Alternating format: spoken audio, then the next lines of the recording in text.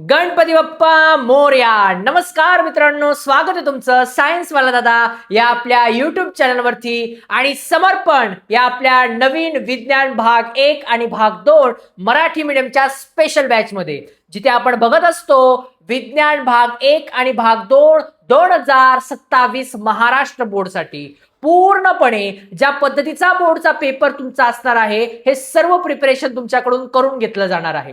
Paper कसा लिहायचा, कशा टॉपिक वाईज लिहायचा, chart based question, activity based question, अगदी सर्व कव्हर केलं जाणार आहे.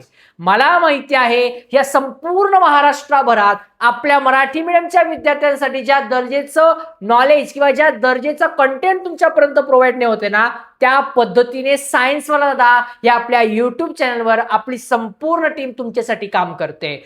जसा सेमी मीडियम साठी नोट्स आहेत, प्रिव्हियस इयर क्वेश्चन आहेत, तशाच मराठी मीडियम साठी सुद्धा आपण डेटा प्रोव्हाइड करतोय. या बदल्यात तुमच्याकडून काय हवं? जास्तीत जास्त आपला व्हिडिओ आपल्या मित्रमैत्रिणींपर्यंत पोहोचवा, जेणेकरून त्यांना सुद्धा आपल्या सायन्स वाला चॅनल पर्यंत येण्याची संधी मिळेल. सीधी बात, नो बकवास. मंगळवार गुरुवार हे 2 लेक्चर आपले कंप्लीट झालेले आहे. गुरुवारची स्टोरी कशी होती पोरांनो, कमेंट मध्ये मला सांगा. आणि भरपूर मुलं वेगवेगळ्या ठिकाणाहून बघत होते, आणि त्यात मी तुम्हाला एक प्रश्न विचारला होता की पोरांनो आम्ही कुठल्या कुठल्या गावाला यायचंय. त्यात बऱ्याच मुलांनी कमेंट केले आहेत, आणि नक्कीच आम्ही प्लॅन करत आहोत त्या गावाला यायचा. तर आम्ही काहीतरी ठरवू. एक प्लॅन ठरला की त्यानंतर एक पर्टिक्युलर त्या गावातले जे काही स्टुडंट असतील त्यांच्याशी मी स्वतः कॉन्टॅक्ट करेल. कसा प्लॅन करायचा काही नाही, आपण नक्की भेटूया. चला तर आता आपल्याला एक शेवटचं लेक्चर या चॅप्टरचं बघायचं आहे. 6 ते 7 मार्काचं वेटेज या राजा, त्यामुळे अजिबात स्किप नाही करायचं आहे. आता कारणे द्या ह्या धड्यातल्या कुठल्या कुठल्या इम्पॉर्टंट आहे ते मी तुम्हाला सांगतोय. याच्यातली कारणे द्या ह्या धड्यातली 100.3.4% विचारली जाते. अजिबात स्किप नका करू. एकाच गणातील मूलद्रव्यांची संयुजा समान असते. सॉरी, एक गण. गण म्हणजे काय? उभा जो आहे त्याला आपण काय म्हणतो? गण. हा जो गण आहे, एकच मिनिट, हा गण आहे. या गणातील मूलद्रव्यांची, जेवढे मूलद्रव्ये त्यांची संयुजा समान असते. असं का? कारणे द्या. माझ्या पूर्ण लगेच समजलं पाहिजे. संयुजा गुरुवारच्या लेक्चर मध्ये मी तुम्हाला लेक्चर नंबर 2 सांगितलंय. संयुजा म्हणजे काय? शेवटच्या कक्षेमध्ये जेवढे इलेक्ट्रॉन असतील ती काय झाली रे? संयुजा झाली. मग बघा आता पोरांनो, अणूचा आकार समजा. आता आपल्याला एक एक गोष्ट समजून घ्यायची आहे. अणुत्रिज्या म्हणजे काय? सगळ्यात पहिले तर अणुत्रिज्या म्हणजे अणुच्या केंद्रकापासून त्याच्या बाह्यात्मक कवचापर्यंतचं अंतर म्हणजे काय आहे? अणुत्रिज्या. काय आहे त्याला म्हणायचं? अणुत्रिज्या. हा झाला अणुचा आकार झाला. पुढे अणु आकार कशाद्वारे मोजला जातो रे? पिकोमीटर. कशाद्वारे मोजला जातो? पिकोमीटर. कोणाचा मीटर? पिकोचा मीटर. PM, picometre. परत एकदा, अणुत्रिज्या म्हणजे काय आहे? तुमच्या केंद्रिकेपासून ते शेवटच्या कक्षेपर्यंतचं अंतर, याला म्हणायचं अणुत्रिज्या. काय म्हणायचं? अणुत्रिज्या.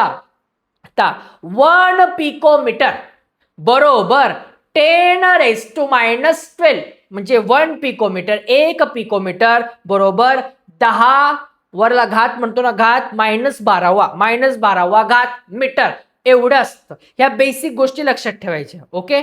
हा, आता एकाच गणातील मूलद्रव्यांची संयुजा समान असते. तुम्हाला सांगितलं मी का असते, कारण द्या. बघा आता आपण जर का हायड्रोजन, लिथियम, सोडियम, पोटॅशियम, कोण आहे हे?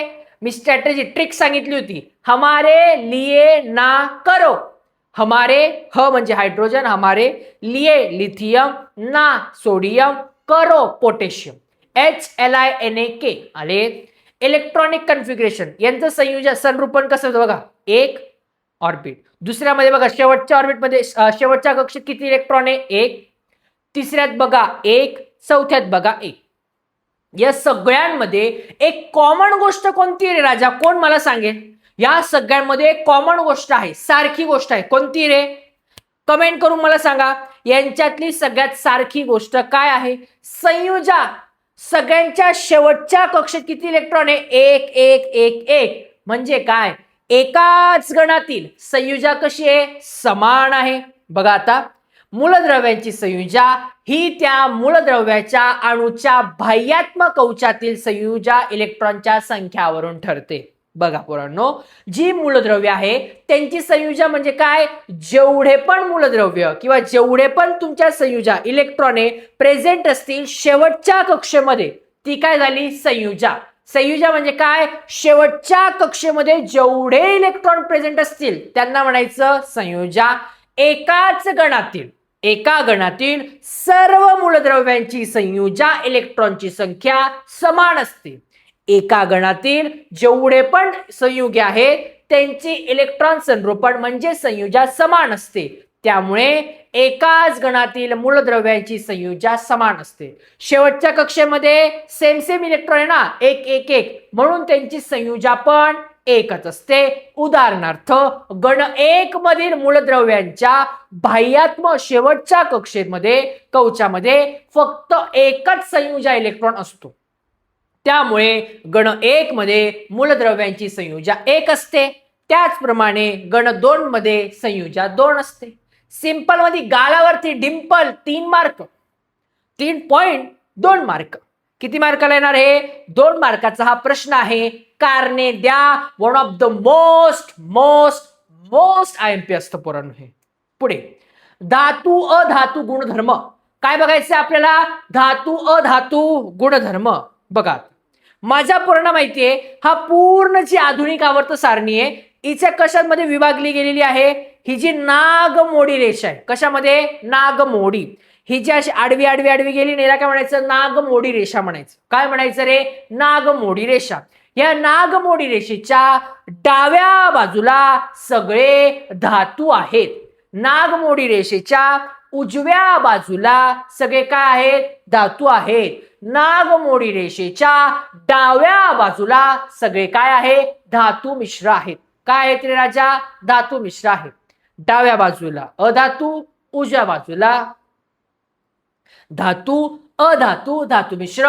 मी तुम्हाला सांगितलं होतं आधुनिक आवर्त सारणीचं वर्गीकरण कसं करता? धातू अधातू धातू मिश्र.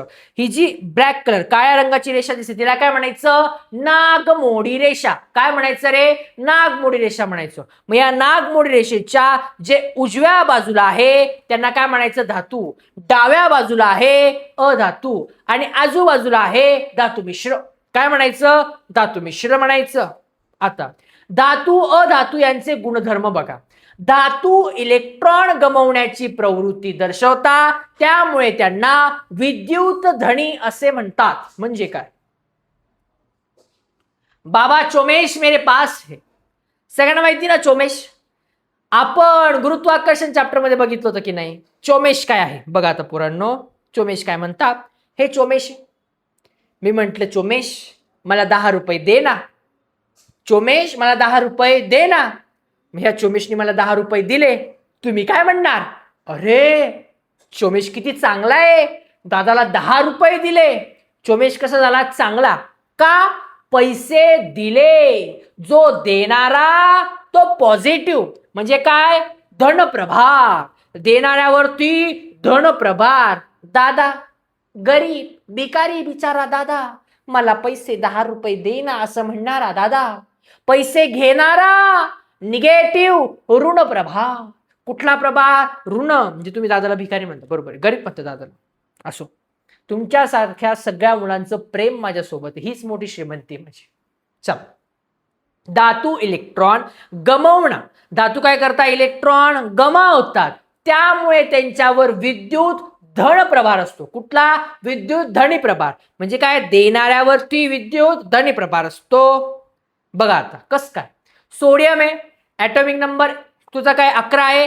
इलेक्ट्रॉनिक कॉन्फिगरेशन पहिल्या ऑर्बिट मध्ये 2, दुसऱ्या ऑर्बिट मध्ये 8, शेवटच्या ऑर्बिट मध्ये 1 इलेक्ट्रॉन. मग एक काय करणार? सोडून देणार. इलेक्ट्रॉन देतोय ना, देणारा विद्युत धन प्रभार. कुठला प्रभार? धन प्रभार दिला, धन प्रभार. आता अधातू इतर अणूंकडून इलेक्ट्रॉन स्वीकारण्याची प्रवृत्ती दर्शवतो, त्यामुळे त्याला विद्युत ऋणी प्रभार, ऋणी असे म्हणतात. म्हणजे मला चोमेशने पैसे दिले, मी त्याचा काय झालो? ऋणी. विद्युत ऋणी इथे फक्त म्हणायचंय तुम्हाला. म्हणजे काय? असा अधातू काय करतात? दुसऱ्याकडून इलेक्ट्रॉन घेतात. जे घेत असतील तर काय म्हणायचं, विद्युत ऋण प्रभार. ऋण म्हणजे मायनस, वजा बाकीचं चिन्ह. धन म्हणजे अधिकचं चिन्ह. ऋण म्हणजे वजा बाकीचं चिन्ह, धन म्हणजे अधिकचं चिन्ह. बघा आता ऑक्सिजन 8 त्याचा आपला अणुक्रमांक. आता मला सांगा, पहिल्या ऑर्बिटमध्ये 2, शेवटच्या ऑर्बिटमध्ये 6, किती पाहिजे तर अजून त्याला पोरांनो 8 व्हायसाठी 2 इलेक्ट्रॉन. मग हे 2 इलेक्ट्रॉन तो काय करेल, घेईल. घेणारा निगेटिव्ह ऋण प्रभार 2 इलेक्ट्रॉन. ए बच्चा चल इधर आजा, दूसरा बच्चा आजा. अब हम दोनों मिलके इलेक्ट्रॉनिक कन्फिग्रेशन म्हणजे आधुनिक आवर्त सारणीचे संरूपण असं बनवतो. झाले 2 6 तुझे कंप्लीट झालं. इलेक्ट्रॉनिक कन्फिग्रेशन म्हणजे आधुनिक आवर्त सारणी संरूपण कंप्लीट झालं. घेणारा विद्युत ऋणी. डावीकडून उजवीकडे जाताना, डावीकडून उजवीकडे जाताना धातू गुणधर्म कमी होतो व अधातू गुणधर्म वाढत जातो. बघा पोरांनो मी काय म्हणतोय, डावीकडून उजवी आपली जी आधुनिक आवर्त सारणी, आता या आधुनिक आवर्त सारणीच्या डावीकडून उजवीकडे, डावीकडून उजवीकडे जाताना धातू गुणधर्म कमी होतो आणि अधातू गुणधर्म वाढत जातो. डावीकडून उजवीकडे जाताना धातू गुणधर्म कमी होतो, अधातू गुणधर्म वाढत जातो. म्हणजे काय बघा, आता तुम्हाला सगळ्यांना माहिती आहे हे इलेक्ट्रॉनचं संरूपण आहे. सगळ्यात एक गोष्ट कॉमन काय आहे मला कोण सांगेल, नीट बघा. इलेक्ट्रॉनची संख्या तर वेगवेगळी आहे. एक शेवटच्या कक्षेमध्ये 1 2 3 4 संयुजा इलेक्ट्रॉन प्रत्येकाचे वेगवेगळे. मग काय समान आहे बघा पोरांनो, नंबर ऑफ जेवढ्या पण कक्षा आहेत बघा, कक्षेची संख्या किती आहे, 3 3 3 3 2 8 1 3 2 8 2 3 2 8 3 3 2 8 4 3. म्हणजे किती कक्षा आहेत, 3. कक्षा कशा आहेत, सारख्या आहेत, समान आहे. ही एक कॉमन गोष्ट आहे. मग बघा गणात डावीकडून ज्यावेळेस तुम्ही उजवीकडे जाता धातू गुणधर्म काय होतो, कमी होत जातो आणि अधातू गुणधर्म वाढत जातो. गणात खाली जाताना, वरून खाली जाताना धातू गुणधर्म वाढत जातो आणि अधातू गुणधर्म कमी कमी होत जातो. ऑपोजिट आहे, वाढत कमी कमी वाढ.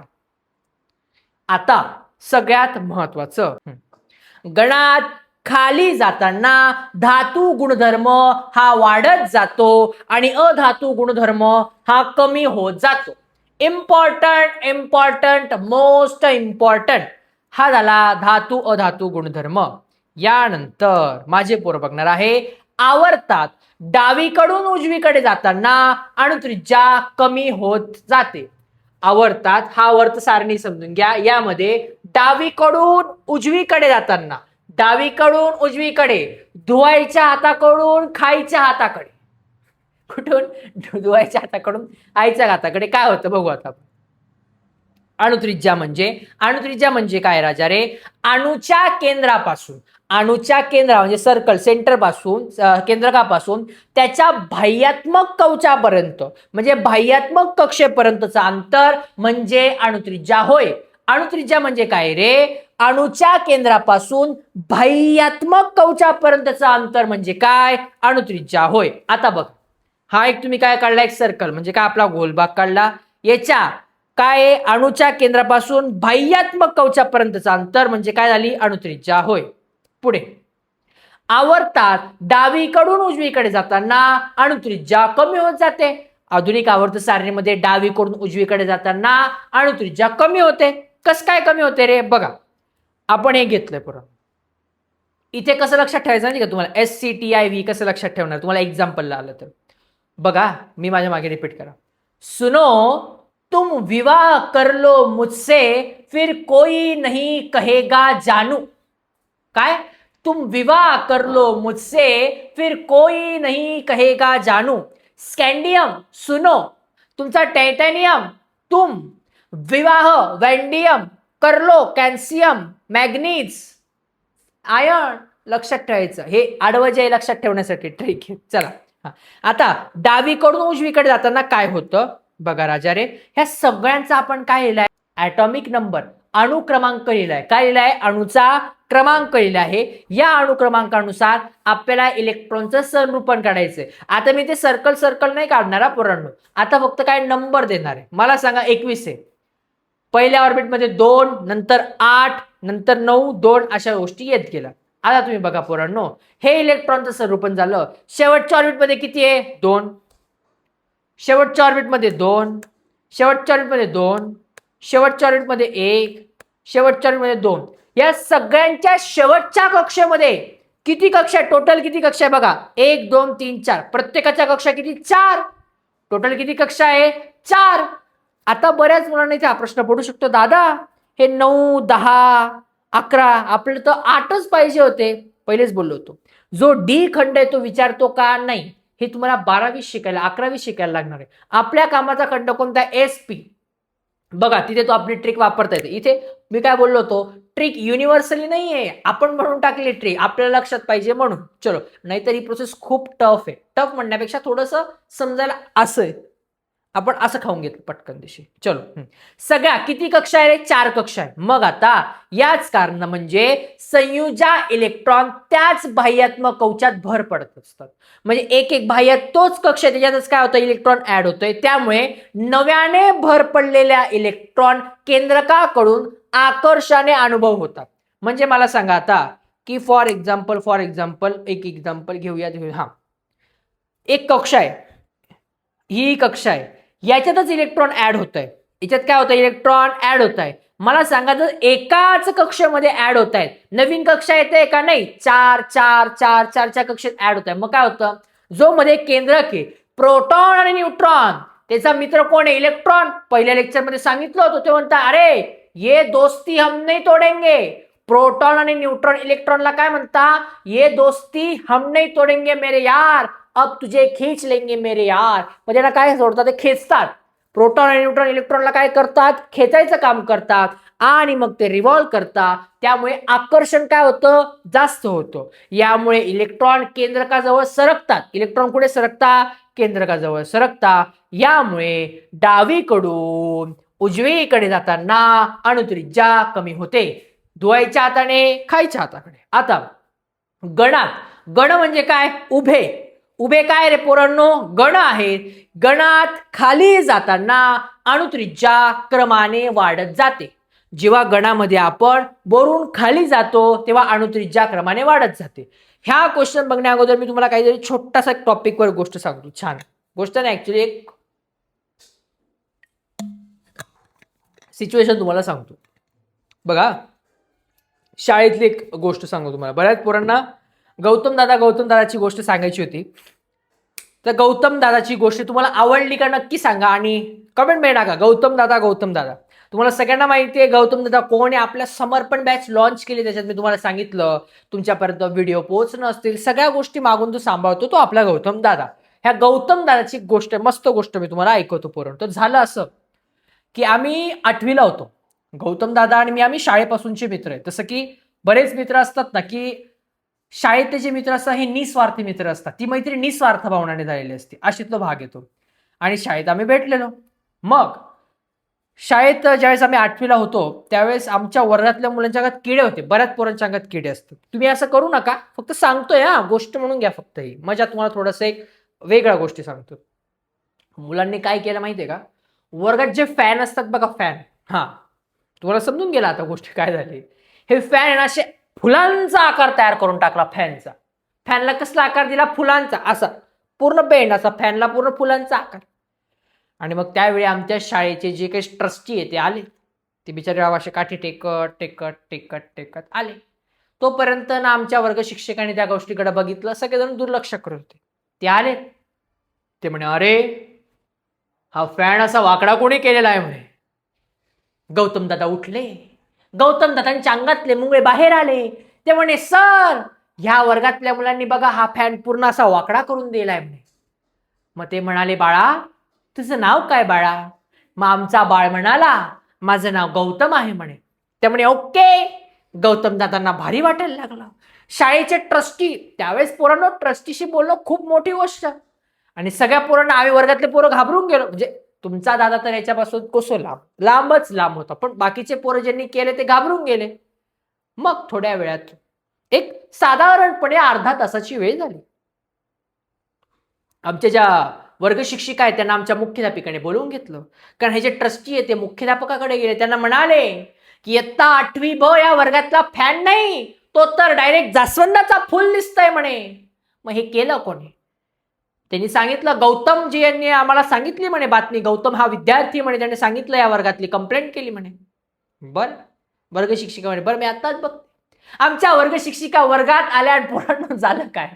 वर्ग शिक्षिका बसल्या, त्यांनी गौतम दादांना उभं केलं. गौतम दादा उभे राहा म्हणे, तुम्ही म्हणे उद्या शाळेला येताना नवीन फॅन घेऊन या म्हणे तुम्ही म्हणे.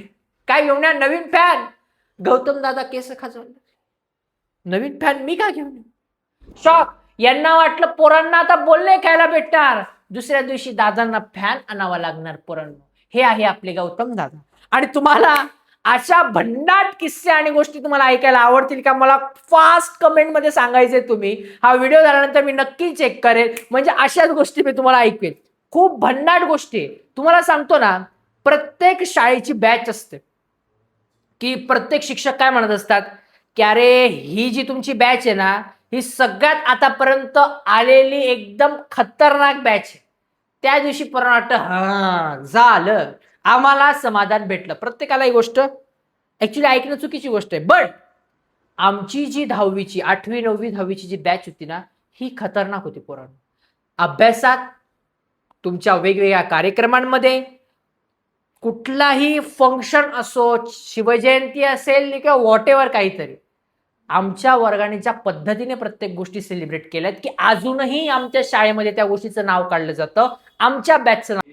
कधीही तुम्ही शाळेत गेला आणि आपल्या दादाबद्दल विचारलं तर 100% सांगेल मी तुम्हाला. जर तुमचे जास्त प्रश्न आले कुठल्या शाळेतून शिकलाय वगैरे असो, कदाचित बरेच मुलं माझ्या शाळेतून जे शिकतायत ना ते सुद्धा हा व्हिडिओ बघतायत. आणि खरं सांगू, असे अनेक शिक्षक आहेत ते सुद्धा हा व्हिडिओ बघतायत. चांगली गोष्ट आहे. मला आवडतंय की आज त्या लेवलचं एज्युकेशन आपलं सायन्स वाल्याद्वारे दिलं जातंय की शिक्षक लोकांना असं वाटतं की यस बॉस आपण ही गोष्ट बघायला हवी. कारण मी नेहमीच सांगतो, काळ बदललाय. आता तो काळ नाही राहिला. पोरांनो पुस्तक घेतलं, वाचून दाखवलं. बरेच शिक्षक अजूनही असे आहेत ना की कोणाला नावं नाही ठेवत मी, बट वाचून वाचून तुम्ही गोष्टी मुलांपर्यंत पोहोचवतायत. तुम्हाला बऱ्याच वर्षांचा अनुभव आहे रे. ते पुस्तक आता पूर्ण पाठ झालं पाहिजे आपलं. मुलांना डायरेक्ट कन्सेप्ट पोहोचल्या पाहिजे. ज्यावेळेस एखाद्या शिक्षकाचं पूर्ण पुस्तक डोक्यात फिट असतं ना, तो त्या मुलांपर्यंत व्हॉट एव्हर गोष्टी पोहोचवू शकतो. पोहोचवण्याच्या मेथड, आपला शिक्षक किती हुशार आहे ना महत्व नाही, शिक्षक मुलांना किती हुशार पद्धतीने शिकवतोय आणि घडवतोय ते जास्त महत्वाचं आहे. चला, गणात खाली जाताना अणुत्रिज्या क्रमाने वाढत जाते. म्हणजे काय होतं बघा, आवर्त सारणीमध्ये गणात खाली जाताना प्रत्येक पायरीवर अणूमध्ये एक नवीन कवच जोडले जाते. गणात वरून खाली जाताना प्रत्येक आवर्त आपण काढत असतो त्या प्रत्येक अणूमध्ये एक नवीन कवच म्हणजे एक नवीन कक्षा जोडली जाते. बघा आता, बेरिलियम, बेटा मागे car scooter bike railway. Trick दुसऱ्या लेक्चर मध्ये सांगितली, बेटा मागे कार स्कूटर बाईक रेल्वे. जर तुम्ही नीट बघितलं, प्रत्येक वेळेस एक एक कक्षा वाढत गेली. बघा, बेटाला 2 आहे, मगला 3 आहे, करोला 4 आहे, बेटा मागे कार स्कूटर बाईक रेल्वे. एक एक कक्षा काय वाढत गेलेली आहे. मग कक्षा जर वाढत गेली तर केंद्रकापासून शेवटच्या कक्षेपर्यंतचं अंतर म्हणजे अणुत्रिज्या पण वाढत जाते. समजलंय? केंद्रकापासून शेवटच्या कक्षेपर्यंतची अणुत्रिज्या वाढत जाते. नेक्स्ट, अणूमधील कवचांची संख्या, जे अणू आहे त्यांच्यात कवच जे एक एक कक्षा ऍड होते ते हळूहळू वाढत जाते. त्यामुळे अणूचा आकारही वाढत जातो. अणूंचा आकार पण काय होतो? वाढत जातो. अणूंचा आकार वाढत जातो त्यामुळे अणुत्रिज्या वाढत जाते. अणूचा आकार जसा जसा वाढत जातो अणुत्रिज्या पण वाढत जाते. हे होतं गणात खाली जाताना अणुत्रिज्या क्रमाक्रमाने वाढत जाते. बच्चा इम्पॉर्टंट आहे. कारणे द्यामध्ये मोस्ट इम्पॉर्टंट गोष्ट आहे. जेवढे पण सांगतोय पुस्तकात ऑलमोस्ट 5 ते 6 दिले एक्सरसाइज मध्ये, त्यातले इम्पॉर्टंट मी तुम्हाला एक्सप्लेन तर करून दिले, सो टेन्शन नाही. यानंतर मोस्ट इम्पॉर्टंट टॉपिक मागच्या वर्षी आपल्या सायन्सवाल्याचं इंस्टाग्राम पेजवर जायचं, त्याच्यात एक तुम्हाला दिसेल बघा पेपर लीक 35+ मार्क्सचा, तो पिन करून ठेवलाय, पहिला किंवा दुसरा व्हिडिओ असेल, त्याच्यात तुम्हाला एक गोष्ट बघायला भेटेल. तुम्हाला जे मी नोट्स प्रोव्हाइड करतो ना, मागच्या वर्षी वन शॉट मध्ये मी त्या नोट्स मुलांना एक्सप्लेन करायचो. त्या नोट्स मधला as it is copy paste असं संख्या चेंज झाली, व्हॅल्यू चेंज झाली, एलिमेंट बदलला नाही, तसाच्या तसा क्वेश्चन डायरेक्ट बोर्डला 3 मार्काला. बरेच क्वेश्चन आलेत आपले ऍज इट इज येतात. त्यामुळे तुम्ही पण बघा, इम्पॉर्टंट आहे. त्या वर्षी पण मी तुम्हाला सांगतोय ह्या बॅचला सुद्धा. बघा आता, सर्वात लहान आकाराचा अणू हेलियम, एवढं उत्तर द्यायचं, 1 मार्क. सर्वात लहान आकाराचा अणू असं कोणी विचारलं तर काय उत्तर द्यायचं? हेलियम. रिपीट करा, हेलियम. सर्वात लहान आकाराचा अणू, काय उत्तर द्यायचं? हेलियम. काय उत्तर द्यायचं रे राजा? हेलियम. सर्वात कमी वस्तुमान कोणाचं आहे? हायड्रोजन. सर्वात कमी वस्तुमान कोणाचं आहे? हायड्रोजन. सर्वात जास्त विद्युत ऋणता कोणामध्ये आहे? फ्लोरीन मध्ये. ऋण कोणाचं आहे? फ्लोरोचा आहे. ऋण कोणाचा आहे? फ्लोरोचा आहे. सर्वात जास्त विद्युत ऋणता कोणामध्ये आहे रे? फ्लोरीन मध्ये आहे. सर्वात लहान त्रिज्या असलेला राजवायू सगळ्यात शेवटचा, मॉडर्न आपल्या आधुनिक आवर्त सारणीमध्ये सगळ्यात शेवटचा गण, हमारे लिए ना करो रब से फरियाद, तो त्यामध्ये सर्वात लहान त्रिज्या असलेला राजवायू कोण आहे? हेलियम. कोण आहे रे राजा? हेलियम. यानंतर KLM कवच, कोणते? आवर्त तिसरे. KLM 3 कक्षा येतात असं कोण आहे? आवर्त तिसरे. संयुजा शून्य गण, असा गण की जो इलेक्ट्रॉन घेत पण नाही, जो इलेक्ट्रॉन देत पण नाही, तो आहे गण 18. गण रे गण, 18वा गण, जो संयुजा शून्य आहे. संयुजा 1 असलेला अधातू म्हणजे कोण आहे तुमचा? हॅलोजन. संयुजा 1 असलेला अधातू हॅलोजन. संयुजा 1 असलेला धातू अल्कधातू. संयुजा 1 असलेला धातू अल्कधातू. संयुजा 2 असलेला धातू अल्कधर्मी मृदा धातू. अल्कधर्मी मृदा धातू. संयुजा अशा अणूमध्ये 2च आहेत, त्याला काय म्हणायचं? अल्कधर्मी मृदा धातू. काय म्हणायचं रे? अल्कधर्मी मृदा धातू. आवर्त दुसरे व 3 मधील धातू सदृश्य कोण आहे? बोरॉन आणि सिलिकॉन. बोरॉन आणि सिलिकॉन ही गोष्ट, हा प्रश्न आला होता. आवर्त दुसऱ्या व तिसऱ्या मधील धातू सदृश्य कोण आहे? बोरॉन आणि सिलिकॉन. सेम असं एक्सप्लेन केले बघा तुम्ही. नक्की तुम्हाला पण लक्षात येईल जर तुमच्या बॅचला आला. दादा तिथेच येईल का 3 मार्काला? अजिबात नाही. 3 मार्काला तर नाही. आला तर फिल इन द ब्लँक्स, रिकाम्या जागा, जोड्या लावा इथे. आवर्त पोरांनो एकदम सिचिक मध्ये असं 1 सेकंदासाठी आपली लाईट गेली, असे बरेच प्रॉब्लेम येतात. तुम्हाला सांगतो काय, ज्यावेळेस तुमच्यापर्यंत व्हिडिओ येतो ना, बऱ्याच वेळा असं पण झालेलं असतं की पूर्ण 1 तासाचा आपला व्हिडिओ शूट झालाय, माईकच बंद होऊन जातो. बट होप सो पॉझिटिव्ह मी का राहतो माहिती का? नेहमी सगळ्यात जास्त पॉझिटिव्ह तुमच्यामुळे. कारण तुम्ही ज्या पद्धतीने मराठी मीडियमचे पोरं सपोर्ट करतायत ना, सपोर्ट म्हणजे काय रे, माझी एक आणि मनापासून कळकळीची विनंती, मला असं वाटतं की ज्या पद्धतीने मी आता पोरांना शिकवतोय ना, त्या पद्धतीची शिकवण्याची पोरांना गरज आहे. ज्या पद्धतीने पूर्णपणे एक शिक्षकाकडे आणि शिक्षणाकडे बघण्याचा दृष्टिकोन बदलवण्याचा एक प्रयत्न चालू आहे ना, तो कुठेतरी होतोय. आणि तो सगळ्यांपर्यंत पोहोचवण्यासाठी फक्त आणि फक्त कोण?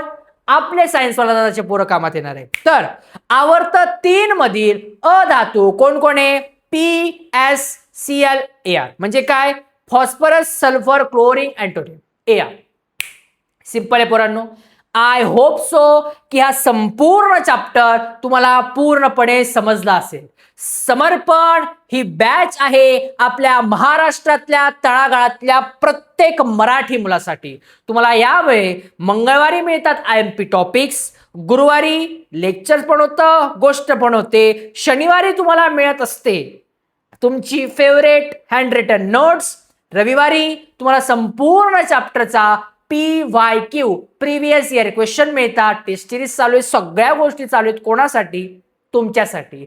जास्तीत जास्त आपल्या मित्रांपर्यंत आपला हा व्हिडिओ शेअर करा.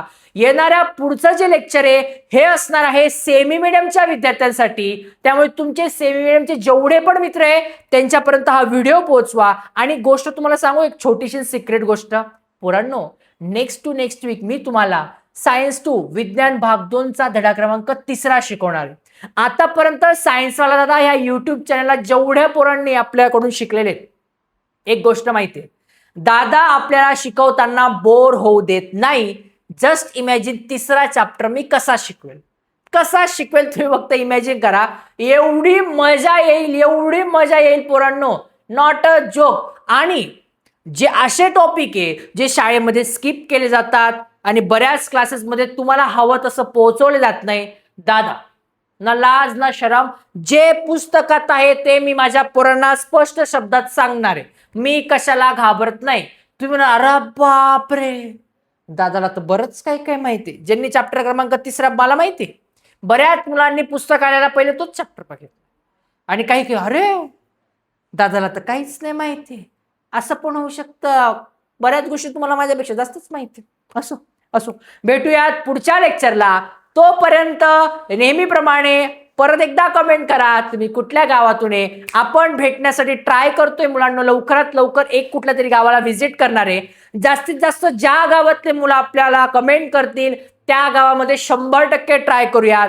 तोपर्यंत मस्त मजा करा, एन्जॉय करा, अभ्यास करा, पेपर सॉल्व्ह करा, प्रिव्हियस इयर क्वेश्चनचे क्वेश्चन सॉल्व्ह करा. आपल्या आईवडिलांना त्रास होणार नाही याची काळजी घ्या आणि आईवडिलांसोबत थोडासा वेळ घालवा. ज्या गोष्टी सांगतोय, जेव्हा आज काय अभ्यास केलाय त्या गोष्टी सांगा.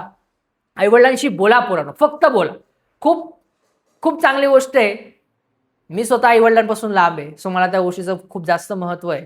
बोला माझ्यासाठी नक्की. आज तुम्ही सगळे जेवत असताना मोबाईल, कोणी टीव्ही, काहीच नाही, फक्त निवांत गप्पा मारायच्या. जेवढं जास्तीत जास्त आपल्या मम्मी पप्पांबद्दल बोलता येईल ना, मम्मी पप्पांशी बोलता येईल ना, आणि महत्वाची गोष्ट सगळ्यात जास्त तर आपल्या पप्पांशी बोला. कारण मला माहिती बरेच मुलं पप्पांशी बोलायला घाबरतात. सुरुवात करा. त्यांना इतकं भारी वाटतं ना, तुम्हाला माहित नसेल, वडिलांना आपल्या मुलाशी किंवा मुलीशी बोलायला सगळ्यात जास्त आवडत असतं, पण ते स्वतःहून सुरुवात नाही करत, अनकम्फर्टेबल आहे. तुम्ही तुमच्या मित्राला सहज एक मिठी घेताय, जवळ आहे मित्रा, वडिलांसोबत असं होत नाही, खरं होत नाही. करा, ट्राय करा. नक्की दादासाठी एवढं करणार आहे तुम्ही. आणि मला सांगा कोणी कोणी ट्राय केलं, इंस्टाग्रामला मला मेसेज करा. आणि कसं वाटतंय तुम्हाला ज्यावेळेस तुम्ही घरच्यांशी 1 आठवडा बोलून बघा, तुम्हाला किती फ्री वाटतंय. कारण हा तो काळ आहे ना जेव्हा तुम्हाला घरच्यांपेक्षा जास्त जवळचा तुमचा मित्र किंवा मैत्रीण वाटते. मी तुम्हाला लिहून देतो. यावर एक गोष्ट पण मी तुम्हाला सांगेन, महाभारतातली एक छान गोष्ट आहे त्याच्यावरती. वेळ बदलेल, वयाच्या 22-23 किंवा 24-25व्या वर्षी तुम्हाला मित्र, मैत्रीण, आजूबाजूचे घरचे किती महत्वाचे आणि आपल्यासाठी घरच्यांनी काय केलंय समजेल. फक्त ते समजायला उशीर नको व्हायला, म्हणून आता सांगतोय. Good bye.